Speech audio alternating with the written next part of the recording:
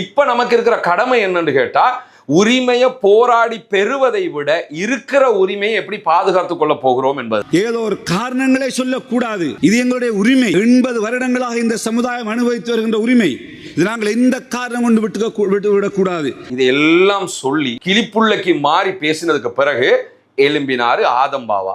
இவர்கள் இன்று பாராளுமன்றம் வந்து தொடர்ச்சியாக அவர்கள் பிரதேசவாத, இனவாத, மதவாத அடிப்படையிலான அரசியலை செய்வதற்கு இன்னும் முயன்று கொண்டிருக்கின்றார்கள். எனக்கு என்ன நம்ம இவங்களுக்கு சொல்றதுன்னே புரிய மாட்டேங்குது. ஏன்னா ஒரு கட்டத்துக்கு மேல இவங்களுக்கு திட்டவும் முடியல.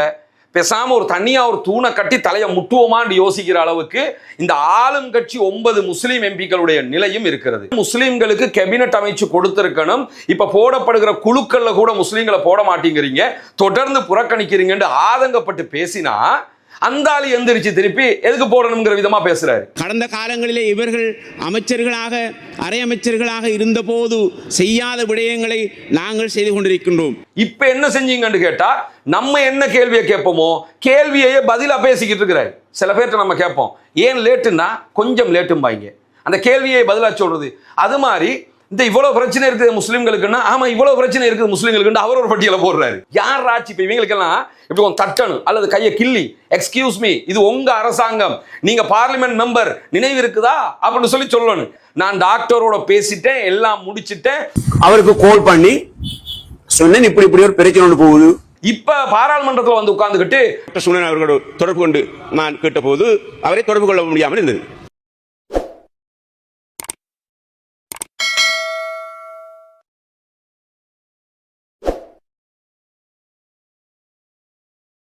அன்புக்கினிய சகோதர சகோதரிகளை, நம் அனைவர் மீதும் ஏக இறைவனுடைய அமைதியும் கருணையும் உண்டாகட்டுமாக என்கிற உயரிய பிரார்த்தனைகளோடு ஒரு முக்கியமான உரிமை சார்ந்த விவகாரம் தொடர்பாகத்தான் இந்த வீடியோவில் நம்ம பார்க்க இருக்கோம். இந்த வீடியோவை முழுமையாக பாருங்க. பார்த்ததுக்கு பிறகு உங்க கருத்துக்களை தாராளமாக சொல்லுங்க.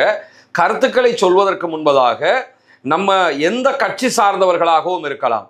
ஒருவர் என்பிபிக்கு வாக்களித்திருக்கலாம், என்பிபியை ஆதரிக்கலாம், என்பிபிக்கு தொடர்ந்து சப்போர்ட் பண்ணலாம், அதில் எந்த பிரச்சனையும் இல்லை. ஒருவர் எஸ்எல்பிபிக்கு சப்போர்ட் பண்ணலாம் அல்லது யூஎன்பிக்கு சப்போர்ட் பண்ணலாம். ஏதாவது ஒன்றுக்கு நீங்கள் சப்போர்ட் பண்ணுறது உங்க ஜனநாயக உரிமை.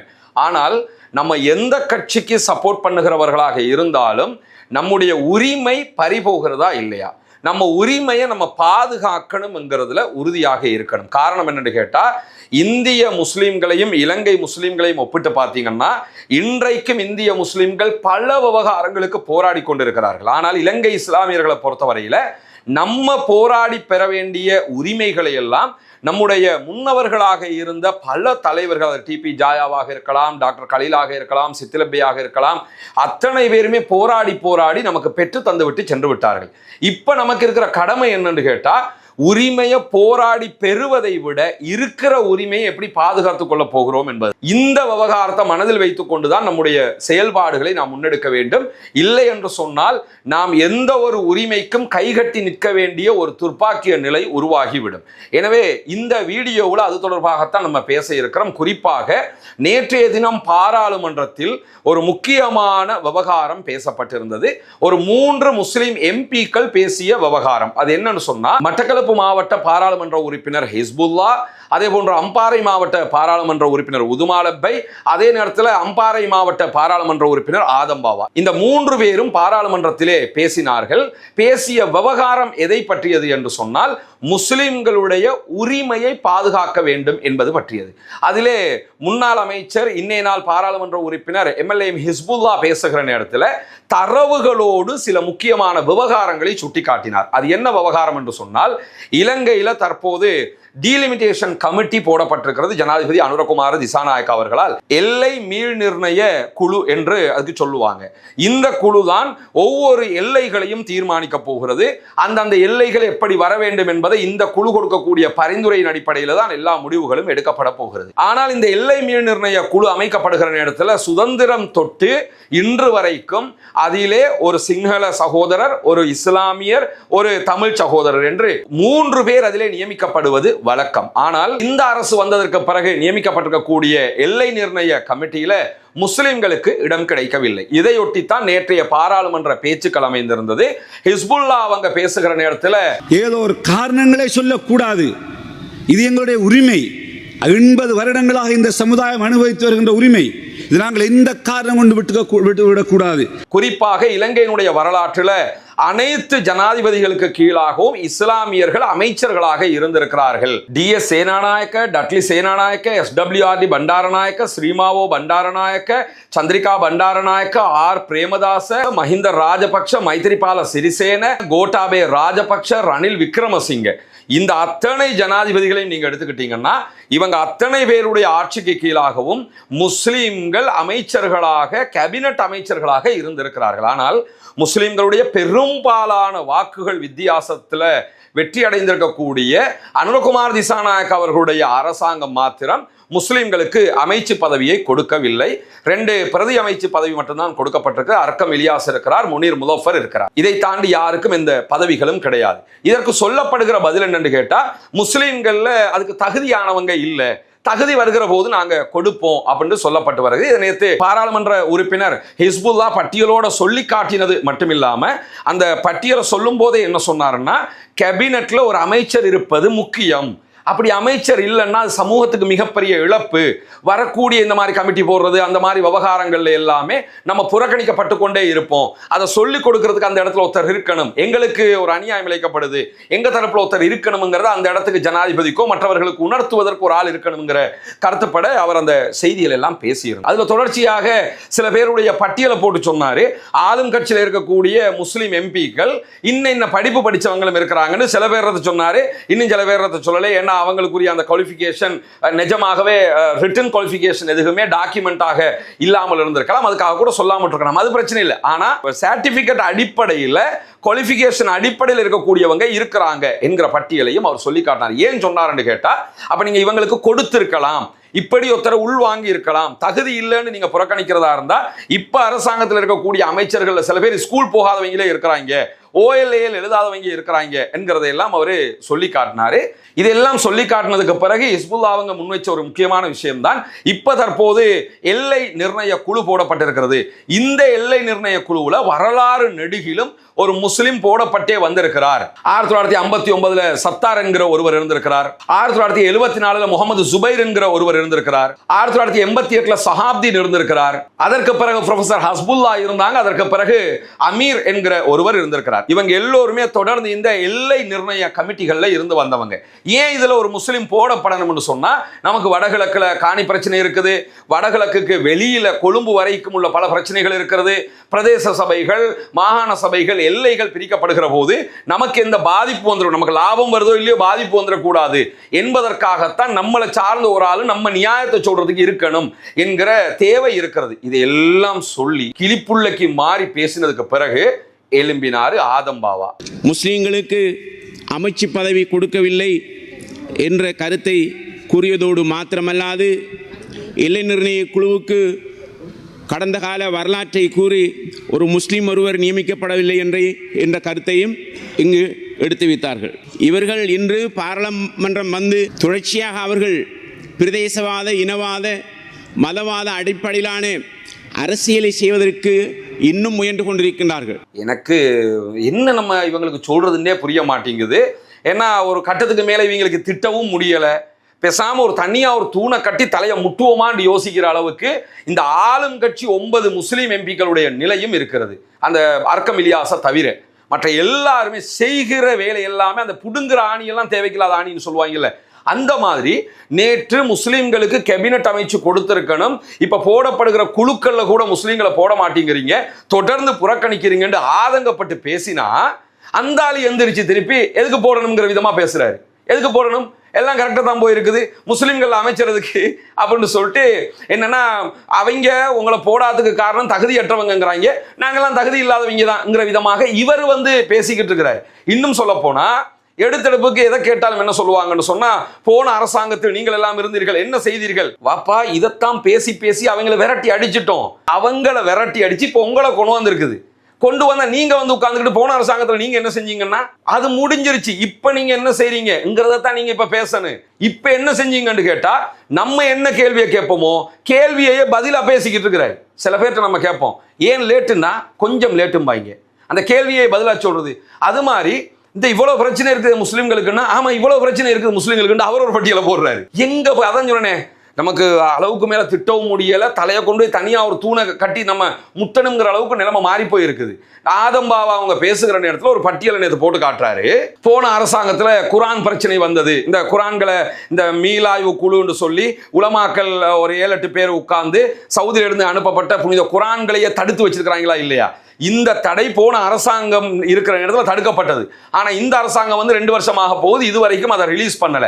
அதை சொல்லி காட்டுறாரு, குரான் தடுக்கப்பட்டது இல்ல, நீங்க வந்து 2 வருஷம் ஆயிடுச்சுல, இப்ப நீங்க என்ன பண்ணிக்கிட்டு இருக்கிறீங்க? அந்த கேள்வி அவர் மேலேயே வருகிற நேரத்திலேயே போன அரசாங்கத்தில் இது நடந்தது என்று சொல்லிக்கிட்டு இருக்கிறார். நடந்தது, விரட்டி அடிச்சாச்சு.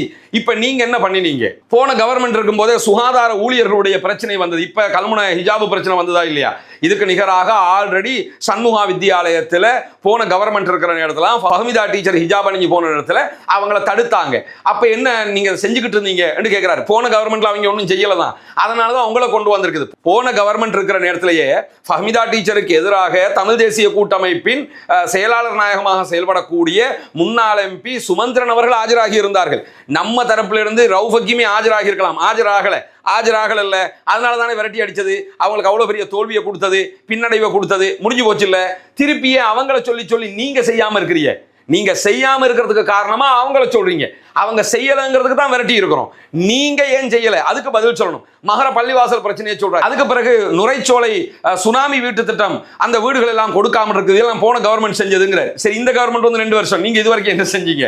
அவர் போய் பார்த்தாரு, இப்படி இடுப்புக்கு பின்னாடி கையை வச்சுக்கிட்டு அப்படி போய் காடு வளர்ந்துருக்குல்ல, விடலாம் அப்படியே இருக்குல்ல என்று பார்த்துட்டு ஒரு போட்டோ கண்ணேன். இப்ப இல்லை, ஒரு 6 மாசத்துக்கு முன்னாடி இதை ஆதம்பாவா போய் பார்த்துட்டு வந்தாரு. அதுக்கு பிறகு மகர பள்ளிவாசல் மூடி இருக்கிறதுங்கிறாரு. மகர பள்ளிவாசலை பத்தி பேசினா ஏற்கனவே பஸ்மின் ஆஜியார் என்ன சொன்னாரு? பார்லிமெண்ட்ல வந்து கம்பள எம்பி, இவர்கள் எப்பொழுது வந்தாலும் இந்த மகரை பள்ளியை பற்றி தான் பேசுவார்கள், அதை பற்றி தான் பேசுவார்கள், இதை பற்றி தான் பேசுவார்கள். இப்ப நீங்களே பேசுறீங்களே மகர பள்ளியை மூடி வச்சிருக்கிறாங்கன்னு. அது யார காலத்துல? இப்ப மூடப்பட்டிருக்கிறது யார காலத்துல? மூடினது அவங்க காலத்துல. 2 வருஷமா இன்னும் தொடர்ந்து மூடப்பட்டிருக்குது உங்க அரசாங்கத்துல. அதுக்கு நீங்க என்ன செஞ்சீங்கன்னு கேட்டா, ஆமா மகரப்பள்ளி மூடி இருக்குது அப்படிங்கிறாரு. மூடி இருக்குதுதான், யார் ஆட்சி? இப்ப இவங்களுக்கெல்லாம் இப்படி கொஞ்சம் தட்டணும் அல்லது கையை கிள்ளி, எக்ஸ்கியூஸ் மீ, இது உங்க அரசாங்கம், நீங்க பார்லிமெண்ட் மெம்பர், நினைவு இருக்குதா அப்படின்னு சொல்லணும். அப்ப நம்ம பார்லிமெண்ட் மெம்பர்ல அடிக்கடி நினைவூட்ட வேண்டி இருக்குது இவங்களுக்கு. நீங்க ஆளுங்கட்சி எம்பி, எதிர்கட்சி எம்பி மாதிரி வந்து பேசிக்கிட்டு இருக்கிறாரு. அதே மாதிரி இந்த எல்லை மீள் நிர்ணய குழு சம்பந்தமாக பேசும்போது, இதை நேற்றும் நீங்கள் பாராளுமன்றத்தில் கேட்டீர்கள். பாராளுமன்றத்தில் எங்களுடைய பிரதமர் அழகாக தெளிவாக பதில் சொன்னார் அப்படிங்கிறாங்க. பிரதமர் அழகாக தெளிவாக என்ன பதில் சொன்னார் தெரியுமா? இதுக்கு தகுதியான ஆட்கள் இல்லைன்னாரு. அப்ப பாராளுமன்றத்தில் இருக்கக்கூடிய முஸ்லீம் எம்பிக்கள் 9 பேர்ல ஒருத்தர் கூட கேபினட்டுக்கு தகுதி இல்லை. சரி, நீங்க அத்தனை பேரும் தகுதி இல்லைங்கிறது பார்த்தா தெரியுதுதானே? இப்ப உங்களோட லட்சணம் நீங்க இந்த பேச்சிலேயே தெரியுது, நீங்க அதுக்குரிய ஆள் இல்லைங்கிறது. சரி, பிரதமர் வந்து என்ன சொல்றாருன்னு கேட்டா, இந்த மீள் நிர்ணய குழு அமைக்கிற போது அதற்கு ஏன் ஒரு முஸ்லிமை போடல, அதுக்கு டெக்னிக்கல் வாய்ஸாக அதற்கும் தகுதியானவர்கள் இல்லை. அதுக்கு தான் ஹிஸ்புல்லா என்ன செய்யறாங்க, உங்களோட பிரதமர் இப்படி ஒரு பதில் சொன்னார், ஏன் முஸ்லிம்களில் தகுதியானவர்கள் இல்லையா? பேராசிரியர் நௌஃபல் அவர்கள் இங்கே இருக்கிறார்கள். அவர் ஒரு மேப்பிங்லே இலங்கையிலே ஒன் ஆஃப் தி எக்ஸ்பர்ட், பேராதனை பல்கலைக்கழகத்துடைய சிறந்த ஒரு பேராசிரியர், அப்படியானவர் இருக்கிறார். அதே போன்று நிர்வாக உத்தியோகத்தர்கள் என்று வருகின்ற போது முன்னாள் செயலாளர் சிரேஷ்ட கடைசியா கடந்த 2-3 மாதங்கள் வரையும் விஞ்ஞான தொழில்நுட்ப அமைச்சினுடைய செயலாளர் கடமையாற்றிய ஷேக் நவவி அவர்கள் இருக்கிறார்கள்.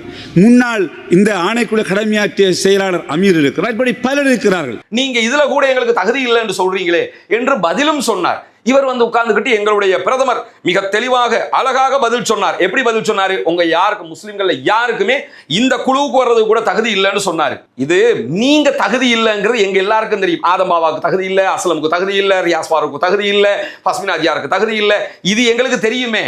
ஆனா இப்ப எப்படி ஆயிடுச்சுன்னு கேட்டா, முஸ்லிம்களை எவனுக்குமே தகுதி இல்லை என்கிற விதமாக பேச தலைப்பட்டிருக்கிறார்கள். இது எப்படி நியாயமாகும்? நம்முடைய உரிமைகள், காணி பிரச்சனை இருக்குது, எல்லை பிரச்சனை இருக்குது, இந்த அத்தனை பிரச்சனைகளுக்கும் எப்ப தீர்வு எடுக்க போறீங்க? இது மிகப்பெரிய ஒரு பிரச்சனையாக நமக்கு வந்து நிக்காதா?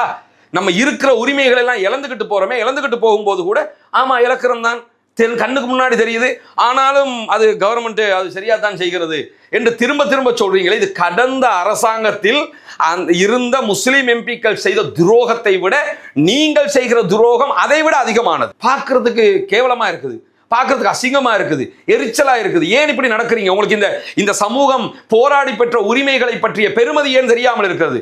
உதுமாலப்பை எறும்பி இன்னொரு பட்டியலை போட்டார். கிளீன் ஸ்ரீலங்கா கமிட்டி உண்டு அமைச்சியல். அதில் இந்த நாட்டிலே வாழ்கின்ற முஸ்லிம்களுடைய ஒரு பிரதிநிதி இல்லை.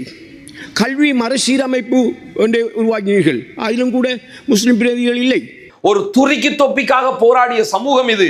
தொப்பியை போட்டுக்கிட்டு அட்வொகேட் அப்துல் லத்தீப் நீதிமன்றத்திற்கு போகிறார். பிரிட்டிஷாருடைய ஆட்சி காலம், அந்த நேரத்தில் தொப்பியை போட்டுக்கிட்டு நீங்க வாதாடக்கூடாது நீதிமன்றத்தில் என்று சொல்லி அன்னைக்கு இருந்த நீதிபதி லயட் சொல்லுகிறார். லயட்டுக்கு எதிராக சட்ட போராட்டம் நடத்துகிறார்கள். கொலம்போ ஜாகிரா மைதானத்தில் 30,000க்கு மேற்பட்டவர்கள் அன்றைய நாட்களிலேயே குழுவினார்கள். எங்கள் உரிமை, ஒரு தொப்பி போட்டுக்கிட்டு வாதாடுறது உரிமை என்று சொல்லி 30,000 பேர் கொழும்புல ஆர்ப்பாட்டத்துக்கு வந்திருக்கிறான் இந்த சமூகத்தினுடைய உரிமைக்காக. அப்படி போராடியும் கிடைக்கல. நாட்டின் 30 தலைநகரங்களில் போராட்டங்கள் வெடித்தது. அன்னைக்கு சோசியல் மீடியா இல்ல, அன்னைக்கு Facebook, ட்விட்டர், இன்ஸ்டாகிராம் ஒன்றும் கிடையாது. அன்னைக்கு இருந்தது இஸ்லாம் மித்திரன் என்கிற பேப்பரும் முஸ்லிம் நேஷன் என்கிற பேப்பரும். அந்த பேப்பரை வச்சு தான் அன்றைக்கு இருந்த நம்முடைய தலைவர்கள் இந்த போராட்டங்களை நடத்தி கடைசியில முடியாம பிரித்தானியாவுக்கு போய் லண்டன்ல சுப்ரீம் கோர்ட்ல வழக்கு போட்டு அதுல ஜெயிச்சு அந்த உரிமையை நமக்கு கொண்டு வந்தாங்க. இன்னைக்கும் ஒரு முஸ்லிம் லாயர் நினைச்சா துருக்கி தொப்பியை போட்டுக்கிட்டு போய் சட்டத்தரணியாக கோர்ட்ஸுக்குள்ள வாதாட முடியும், யாரும் தடுக்க முடியாது. இப்படி ஒரு துருக்கி தொப்பிக்காக இவ்வளவு போராட்டம் செஞ்சிருக்கிறோம். இன்னைக்கு என்ன செஞ்சாலும் நீங்கள் இனவாதியாக பேசுகிறீர்கள். முஸ்லிம்களுக்கு என்று நீங்கள் பேசினால் இனவாதி, மதவாதி. இது எங்க உரிமை. உரிமையை கேட்கறது எப்படி இனவாதமாகும்? எங்களுக்கு கிடைக்க வேண்டியது ஆல்ரெடி கிடைச்சது, அதை இழக்க போறோம். அதை கேட்டா இவ்வளவு காலமா வேற யாரோ நம்மளை இனவாதி இருந்தான். நீங்க இனவாத ரீதியாக பேசுகிறீர்கள், மதவாத ரீதியாக பேசுகிறீர்கள். இப்ப ஆளுங்கட்சியில் இருக்கிற முஸ்லிம் எம்பிக்களை உட்கார்ந்துக்கிட்டு நீங்கள் இனவாத ரீதியாக பேசுகிறீர்கள், மதவாத ரீதியாக பேசுகிறீர்கள். சரி, இப்ப நீங்க ஹிஜாபுக்கு கொடுத்த முடிவு மட்டும் என்ன முடிவு? அந்த ஹாஸ்பிட்டலுக்கு போனவங்களை இந்த ஹாஸ்பிட்டலுக்கு போங்க. நீங்களே சேக்குலர் அடிப்படையில் இந்த ஹாஸ்பிட்டலுக்கு அனுப்பக்கூடாது. அப்ப அஷ்ரப் மெமோரியல் ஹாஸ்பிட்டல்னா முஸ்லீம் ஹாஸ்பிட்டல், மற்ற ஆதார வைத்தியசாலைன்னா தமிழர்களுடைய மருத்துவமனைங்கிற ரீதியாக தானே இப்ப ஆக்கி வச்சிருக்கிறீங்க. அப்ப இதுக்கு கூட ஆதம்பாவா என்ன பேசினார் தெரியுமில்ல? என்ன சொன்னாரு? நான் பேசிவிட்டேன், டாக்டரோடு பேசிவிட்டேன், அவர் போனை ஆன்சர் பண்ணாரு, அவரோட பேசி நாளைக்கு வேலைக்கு அனுப்புங்கன்னு சொல்லிச்சோம். எல்லாம் நடந்துருச்சு, யாரும் யோசிக்க தேவையில்லைன்னு சொல்லி பெரிய பேச்செல்லாம் பேசினாரு. இந்த பாராளுமன்றத்தில் உட்கார்ந்துக்கிட்டு என்ன பேசுறாரு தெரியுமா? நான் டாக்டருக்கு கால் பண்ணா அவர் ஆன்சர் இல்லைங்கிறாரு. அன்னைக்கு என்ன சொன்னீங்க? பார்லிமெண்ட்டுக்கு வெளியில பிறகு அங்க ஒரு அலகுழப்பமான ஒரு சூழ்நிலை. அப்ப நான் உடனடியாக அந்த வைத்தியசாலையினுடைய அத்தியட்சர் அவருக்கு கால் பண்ணி சொன்னேன், இப்படி ஒரு பிரச்சனை ஒன்று போகுது, நோத்துல இப்படி பிரச்சனை ஒன்று போகுது, அவங்கள நீங்க சைன் பண்ண விடுங்க, மற்ற பிரச்சனையை பிறகு பார்ப்போம். அப்ப அவர் சொன்னாரு, சார் நிறைய பிரச்சனைகள் இருக்குது, நம்ம பேசுவோம், அவங்க சைன் பண்ணத்தான சொன்னா. நான் சொன்னேன், நீங்க ஹாஸ்பிட்டல் கால் பண்ணி சொல்லுங்க. அவர் சோம் இல்லாம வீட்டுல இருந்தார். அந்த அவருடைய 10ஆம் தேதி நினைக்கின்றது சோம் இல்லாம இருந்தார். அவர் அந்த பிறந்த நாள் வாழ்த்து குறிப்பிட்டு நான் டாக்டரோட பேசிட்டேன், எல்லாம் முடிச்சதுனால அந்த 9 பேரையும் நாங்க போக சொல்லிட்டோம். எந்த பிரச்சனையும் இல்லை. இங்க சும்மா இனவாதத்தை கிளப்பிக்கிட்டு இருக்கிறாங்க, இங்க சும்மா இதை பேசி பிரச்சனை ஆக்கிக்கிட்டு இருக்கிறாங்கன்னு உரிமை பேசின அத்தனை பேரையும் மாபெரும் குற்றவாளி மாதிரி இவர் பேசினாரு. இப்ப பாராளுமன்றத்தில் உட்கார்ந்துகிட்டு அங்கு தொடர்ச்சியாக அந்த பிரச்சனைகள் காணப்பட்டன. அவை மீண்டும் எங்களுடைய வைத்திய டாக்டர் சுனன் அவர்களோடு தொடர்பு கொண்டு நான் கேட்டபோது அவரை தொடர்பு கொள்ள முடியாமல் இருந்தது. விபத்திலே ஒன்றில் சிக்கி வீட்டில் இருப்பதாக கூறப்பட்டது. உண்மையில் அவர் வீட்டில் தான் இருந்தார். அப்போது தலைமைக்கு பொறுப்பான இன்னொரு வைத்தியர் இருந்தார். அவரோடு தொலைபேசியில் தொடர முற்பட்ட போது அவர் எனக்கு எந்த விதமான தொடர்பாடலையும் ஏற்படுத்தக்கூடியதாக இருந்திருக்கு. நான் டாக்டருக்கு கால் பண்ணேன், அவர் ஆன்சரே பண்ணலங்கிறாரு. ஆன்சரே பண்ணாத ஒருவரோடு எப்படி நீங்க பேசினீங்க? நீங்க தான் சொல்றீங்க பேசினீங்க, நீங்க தான் சொல்றீங்க அவர் ஆன்சரே பண்ணலண்டு.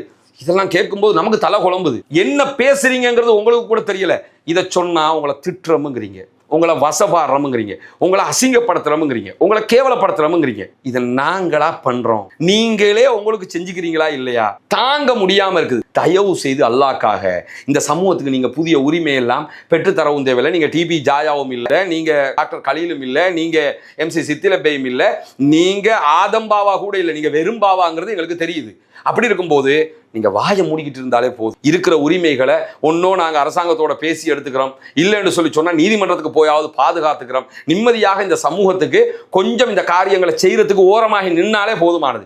வாயை திறந்தாலே பிரச்சனையா இருக்குது, பார்க்கும்போது தாங்க முடியாம இருக்குது. எனவே முஸ்லிம் சமூகத்தினுடைய பேரை கெடுத்து மான மரியாதையை கெடுத்து இப்ப என்னன்னா உங்களுக்கு தகுதி இல்லைங்கிறது போய் சமூகத்துல எவனுக்குமே தகுதி இல்லை என்கிற அளவுக்கு நிலைமை மாறி போயிருக்குது. அல்லாஹுதான் உங்க அத்தனை பேருக்கும் நேரான வழியை காட்டணும் என்கிற பிரார்த்தனையோடு முடித்துக் கொள்கிறேன். வாஹிர் தஅவானா அல்ஹம்துலில்லாஹி ரப்பில் ஆலமீன்.